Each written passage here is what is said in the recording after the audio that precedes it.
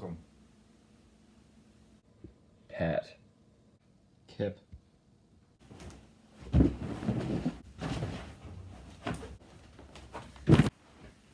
So, The hive mind.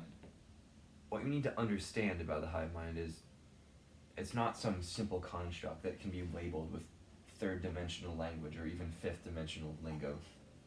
We need to turn the hive mind from something that's stigmatized into something that's unreachable by the common folk.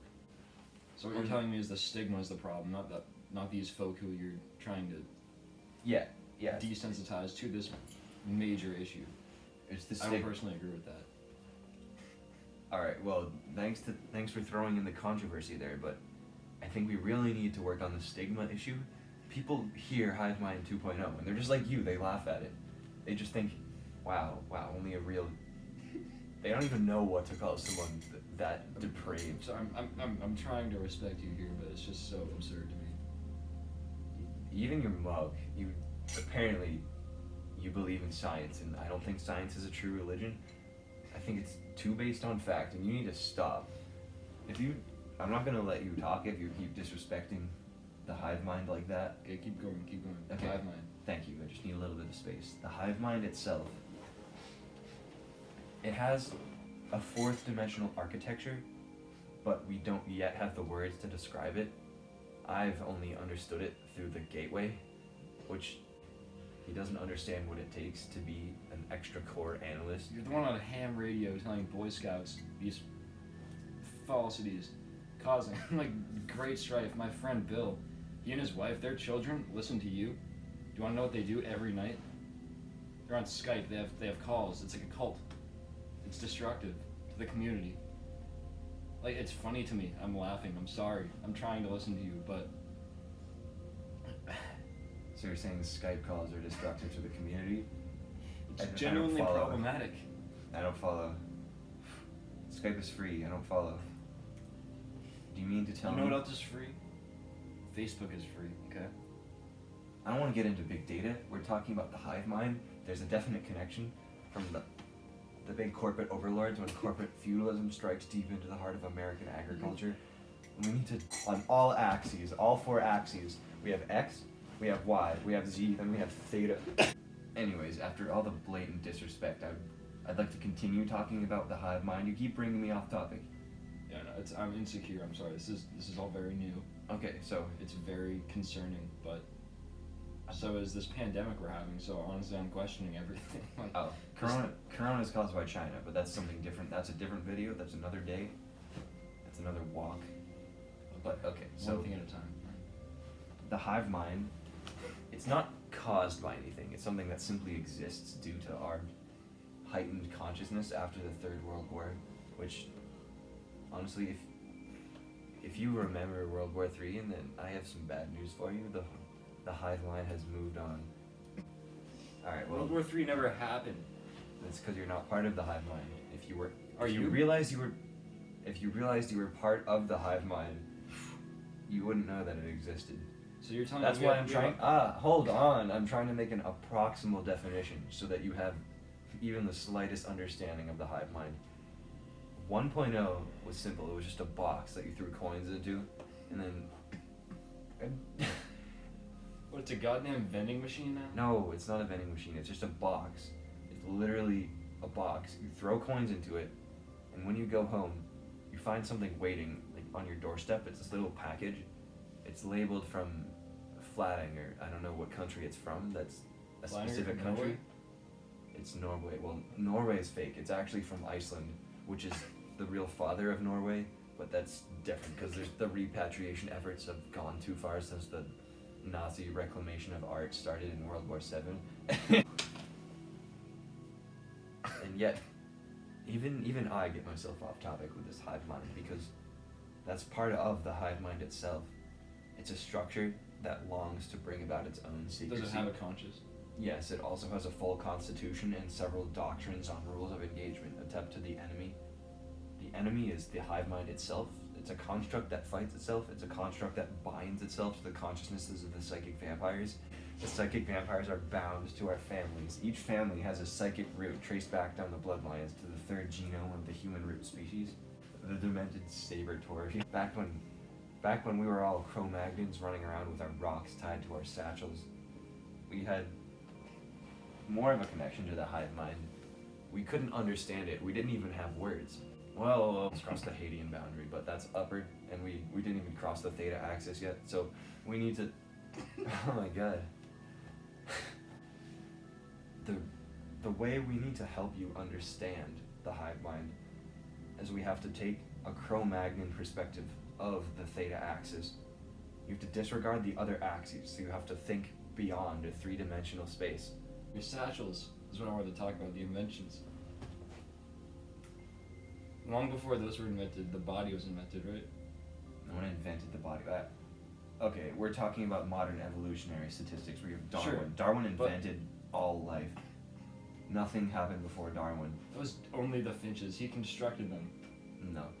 He had a hand in the placement of every single nucleoplast, every cytoplast in the human genome, dating back to the 3rd century AE. It's so clear to me that you're deluded because the beaks, humans don't have beaks. Finches had beaks. They were made by Darwin. We do not have beaks because we are not constructed by. Well, Darwin had clear views on taxonomy, and his strata were clearly defined. He made them himself. The psychic. But anyways, we get off topic. The Cro-Magnons. We started at the Cro-Magnons, the ones who had a true grasp of the hive mind. And the way they did it, they had such a low level of consciousness, like it barely measured 2 on the Miller-M scale. Their consciousness, it was so low that it didn't even register to the hive mind, and that's why it was included. Do you see? It was just absorbed? No, there's no absorption. There's no detection. There's simply a state of being. So they were born into it. It's called, well, Was there no birth? It's an exdiction of the protoplasm. It's not related to birth. They were already born. They were living organisms. No matter if they died or lived, they still live. So you're telling me the presence of their consciousness has no relation to being conceived or born. Sense of beginning belongs to the concept of existence. It's simply a state of the hive mind or not the hive mind. No. Or the hive mind 2.0. No, the thing is, the hive mind doesn't even exist, and it doesn't have a concept of consciousness. That's why we can't access it in our current 3-dimensional life force system. Okay. Axis that I mentioned, the theta axis. You have to travel along that until you reach the Hadean sphere. But this is all mental. It's not something you can see with your 3rd-dimensional being. Is there some kind of chemical release in your body, or are chemicals even involved? See, okay, you make an important step there. You can, through years of intense meditation and training, if you can hang upside down in the meditation cliffs for up to 7 years, and then you can get there. That is an effort. But without the intense dedication, if you just want to be, a poser, posers use DMT. There's a way that the DMT, You ever tried DMT? No, it corrodes the base of your spine, like starting at the top. It goes all the way up your spinal nerve, and it degrades everything. So basically you become paraplegic, but then only once you've become crippled for the rest of your life, you can access the hive mind. In the same way that Neanderthals did because of their low capabilities. Yes, because it erodes the tip of the pons in the medulla, controlling heart rate and such. When your oxygen levels are low enough, you get closer to the astral plane by a degree on the level of your O2 sats. The cliffs you're talking about, are they high up? Less oxygen in the air? That is true. It's an adaptation of life force limited by the level of oxygen present in the bloodstream. So that in combination with the spinal damage? The full damage. It's difficult to haywire concept, but it's what you need. You need to damage your body either through meditation or through severe drug use. Like you need to not exist for a while, in other terms. Yeah, okay, so alright, so we're about 1/3 of the way to explaining the hive mind. We've talked about how you get there. We've talked about the axes that it exists on, the extra dimensionality of the dimensions themselves. Because once you're in the 3rd dimension, you have to go to the 4th. You can't go back. You have to go all the way around to get back to the 1st dimension. Which First dimension? dimensional is one-dimensional space. You have dots, you have lines. They can't connect from each other. When people go into there, they go flat. You can't go back. You're just a line. You're up and down. Nothing you can do. So and also the dimensions stop at the number 3, but that's only to us. They actually go infinitely. So how do you get back to the beginning? That's a good question. It's DMT. We have to use the hive mind to get from the beginning to the end. It's like an AI neural network. It uses condensed AI learning properties to take everything that we've learned from our human experience, our philosophy, our facts, knowledge, data, and it transmutes it into this kind of ichor made out of nanites. And the nanite swarms release this kind of mental fluid, but it's not physical. It's on an extra dimensional plane. It's a dust mites. How do you know have you ever been to a different dimension? Yes, yourself? I've been to the astral plane many times. What about the first, second dimensions? Well, yes, I've gone all the way around. I told you I'm not part of the hive mind. That was just a convenient lie. I am the central node of the hive mind. I need to tell you that You just told me the you're hive, not part of it, but you're the center. you don't understand that Is there more to this? nature demands contradiction on a grand scale equal to that of the lies we tell ourselves. Okay. Are you happy in your life?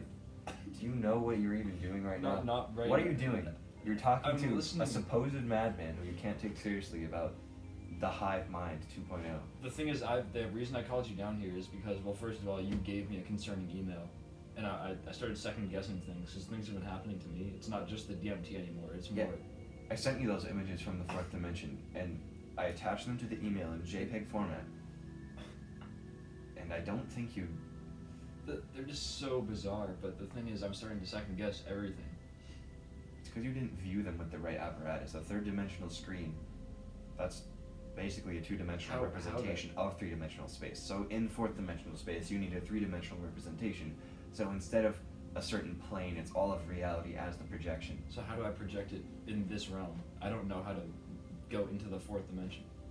It takes meditation, and Then you why have did to rotate at least 30,000 miles an hour. So if you attach 3 washing machines to each other on the inside with, I don't know, I used duct tape last time I did it. If you do that on the highway with 2 semi-rigs crashing into each other at the same time, at the moment that they strike, the moment of impact, there's that one little spark. When the drivers, they see each other in the eyes, there's that slowdown. This universal comprehension of death that comes with some kind of some instinctual human awareness of the termination of all life force everywhere at once. You're not aware of it because you are part of it, just like the hive mind. So they see each other, these trucks are about to hit each other. The 2 drivers, they see each other, they know everything about each other's families right away. So the transmutation that occurs within the hive mind is based on the chemistry in it, the human body. It's organic. That's the base. It's not based on pheromones, it's based on fourth dimensional vibrations from a third dimensional event. It's called the hyperdimensional excommunication, and it's from the 3-dimensional interaction. Their grief transmissions are simply too much to bear for those in the local area, so it usually causes a 150,000% increase in suicide rates in the city for the next year flat. So you ever heard about the container, the shipping container city outside of China? Yeah. There were three semi-trucks converging at 60-degree angles on their triangular highway system that they have for increased isometric geometry because of Neil deGrasse Tyson's theory about circular shipping is completely false. It's triangles. Triangles are the more accurate. You can stack them, you can flip them, you can derange them. So they have each driver diverts one eye to the other. They're able to break away from their dimensional binocular vision, focusing from 2 eyes to 1, and they send one line of vision to each other. And since it's triangular, the maximal shape found in nature, you can find it in trees and angles with eagle rock systems. The 3 truck drivers, I'm not even going to mention their names or what they were doing. No, their hive mind transmission. Their hive mind transmission was they were about to die. They realized that their sparks were about to collide, and the ether was trembling with anticipation. So as they each looked at each other, they were able to make the connection that soon the hive mind would transcend all dimensions and find itself at the core of the planetary eruption device, which is just another construct within the hive mind. Where does that come into it? Why were there trucks in this specific place at this time? Okay, there's a local tradition. It involves the drag racing of any vehicle that weighs at least 1,700 pounds, but they usually tie them together. But this time they used chains, and since the chains were circular, they whipped around each other. At the time, there was a slight windstorm in the area, and the chains they attached to the lug nuts of each tractor. So as they were, not tractor, truck. I didn't say what type of triangle. I didn't say the dimensionality of the triangle. But how was a truck ascending? There was a hill. It was straight up. The hill was straight up. Yes, Like, it doesn't matter. This is China. What do you know? I don't know that much, but shipping containers do not constitute vertical shift of vehicles. They don't constitute, but they cause it. They cause the proclivity of the vehicle to have an extremely vertical velocity relative to their horizontal As with velocity. anything, I'm not entirely sure, so I'm just gonna listen to you on this. Okay, so the trucks, the two were swinging around. One was on top of it. They finally twisted so hard that the rungs broke off. The chain rungs, the ladder rungs, they were all tied together. And so the one truck, it was facing down, even though it was traveling up, it was reversing. That's caused by the reverse spin because they were spinning counterclockwise. Alright, so that one was flung several thousand miles away, but luckily it went into low Earth orbit, and, well, it started coming back. The other two trucks, they took a sympathetic trajectory where they were launched by the locals. They were launched by the locals at a triangular intercept course with the low orbit intercept truck, and all three combined. So there wasn't even a collision in the end. There was no collision. They just disappeared. What was the goal then? If the locals sent it up to intercept the orbital one that was backing into the sky, what was their end game? Are they in on the hive mind? Is this like some weird cult city? Well, people questioned why it was there in the first place, but you can't explain the actions of the hive mind. Sure. It doesn't have a singular will. It has billions to the power of billions of wills, and they're all fractional, and they don't have partnership. They have nothing binding them together. It's a cogent, fractious will. Does the hive mind have intentions? It has no Or does intention. it simply exist? It's a force of pure chaos. It exists within the warrens of Krul, the blood of Karul. He's one of the elder gods, along with Mael. They're gods too? Look, if you're not aware, there are several levels of pantheons within the universe. Our simple pantheon stops at, well, we have God, we have Allah, we have Abraham, that's second Isaac. So the second level of pantheon, that's the Greek and the Roman mythology, which transcends the boundaries of second dimensional art systems. So we have, every time you depict a god, every time you have something that you worship to, there doesn't even have to be a god there, but with enough human intention and blood sacrifice, you can create a god. When there's a gap in belief systems, some kind of deity is created by the external forces, and so as you continue to worship, an entity is slowly formed, given power by the blood sacrifice of humans. How much blood sacrifice would it take to summon Well, a you're asking me, moderate god? you're asking me to quantify celestial power. Sure. Okay. You seem to be very knowledgeable. Okay, they're measured in yagins per square roto. So, a roto is an astral unit of distance. It's based on the speed of light, but imagine if there weren't any constraint to the speed of light, it were just an infinite speed. So basically it's 0 divided by infinity divided by 0. And you take that unit and you multiply it by it converts roughly to about 8,700 kilograms per square meter of blood per human flesh per BMI ratio.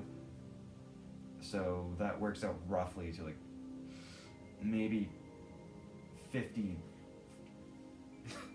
blood sacrifices a day will bring a god to the top of the pantheon within a month. Okay. I'm sorry, just So is it variable? Does the healthiness of the sacrificed individual matter? No. Does it matter if they're human or No. any other mammal? It has to be human. It has to be sentient life force. Okay. We all know that humans are the only sentient life force. The hive mind isn't even real. But aside from that, we have this new celestial pantheon. The third level. Sure. So that was the second level you just described almost. Yeah, the third level is the Malazan pantheon. It's the overarching disruptor of the universal claim to solidarity. We have several elder gods. We have Erasi, male, and we have Karul, the ones whose warrens are powered by the Universal Distinction Service. Where does his blood come from? It's in his veins. It didn't come from anywhere. It just existed So then one day. how does he give it? Just like the hive mind isn't real, he doesn't have any blood. But he has the blood, and it's within the warrens. And each warren has a different flavor, and they're accessible from different geographical and stellar regions. Human has the chance of being born with a certain ability to step into or draw from the blood of Karul, the elder god, whose very lifeblood is the power of sorcery. This transcends the fourth layer that we're talking about. This is actually the eldest pantheon, the holds and the tiles, but those are different. Those, we don't even want to talk about those. We're talking about the deck of dragons, which is basically tarot cards, but from at least the fourth dimension that we use. How did they get here? We borrowed them. What do you think of the hive mind now that I've explained the pantheons, the interdimensional axes, and how they relate to each other, and big business, big data, how they overlap, how the postal system it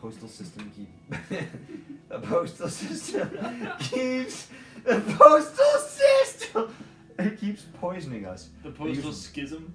Do you know about that? All I know is that Ryson has entered into the postal system at least twice a day to try to kill President Trump. But we must respect our supreme leader. We have to respect you. You have to respect Gavin DeGraw because he has. Okay. I don't think that's the case. So here's the thing. I feel like I know some things too that I've just been too scared to say, and you bringing this all to light is helpful. I can somewhat comprehend what you're saying. I don't think the average person could ever even begin to, especially once you get up to the pantheons, you get up to the blood, the ichor. Yeah, so the common folk who have no experience with ichor, nanites, pantheon, the blood of the gods, yes, any of these things, do you think there's any chance of convincing them? Because a person like me, I'm fairly damaged already, and I'm sort of perceiving what you're saying. Every now and then I can truly picture it, and it's like I think a bright flash on yes, the radar and yes. it fades. It's refreshing because I've had so many strange experiences, and it's not all DMT anymore. I already said that. I do a lot of DMT, but some of these things are just completely inexplicable. They happen outside of my personal experiences with drugs. And any normal person who hasn't done that many drugs, how do you think you could explain to them this whole hive mind? You just need to start somewhere. You see this? This is a concept for a construct that we all use. That wasn't the sentence, please believe me, but I just need to say that don't take this for granted. Please get it out of your life rapidly. So I'm just gonna give you an example. Alright. Now that that's done, it's time for the wrap up. I will try to give you one sentence that will change your life. Okay. One sentence that will allow the hive mind to open you up. Everything will flow in. You may not want it, so this is your chance That's to too bad. get out now. You can leave if you want. I'm not gonna be dragged into the future kicking and screaming like some sort of primitive. That's another topic. That's for another day. For the Climate most change part. is not real. The coal factories, the coal plants, they all attack each other. It's feudalism based on warfare. But we need to talk about that a different day. These are the things that make it hard for me. But okay, what's one thing we can agree on? The summary I'm about to give. I don't want to agree with you on anything until you Nothing else. actually experience the hive Fine, mind. I'll so just have to accept that. I have a few slight precautions before some steps. Okay, imagine everything. Now imagine nothing. and then set them opposite each other, draw a parallel line, and then make sure they're as far apart as possible, and then they SLAM!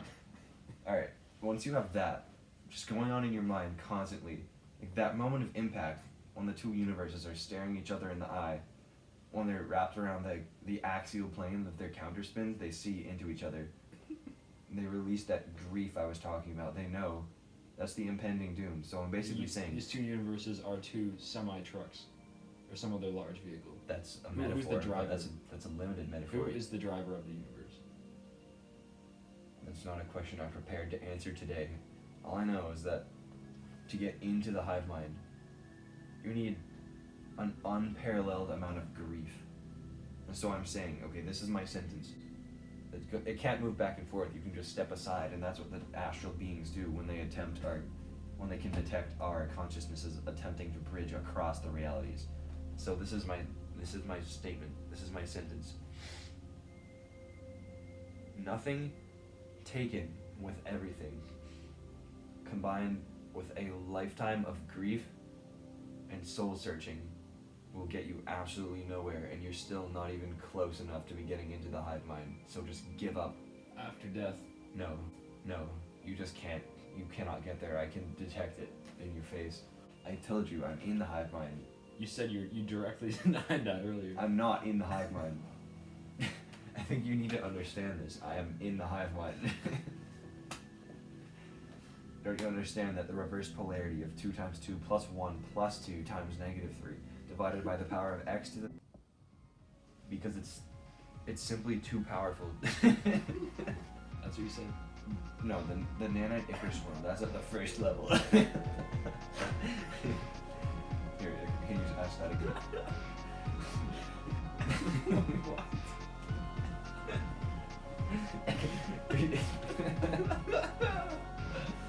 Of the 2D sphere within ourselves, so they're able to transmit the grief to nearby. Oh my god! Alright, I can't do this anymore. He wasn't the first one to try to create life. It was God, and